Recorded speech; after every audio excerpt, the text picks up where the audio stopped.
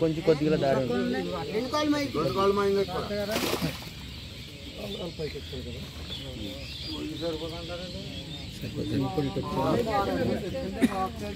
మీరు కూడా పైకి వచ్చేయండి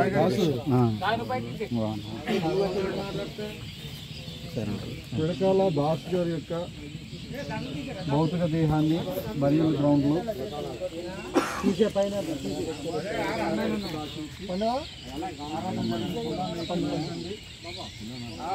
ఇప్పటి నుండి మృతులు కలుగులని వాయుమని పరలోకముడు ఒక స్వరము చెప్పడానికి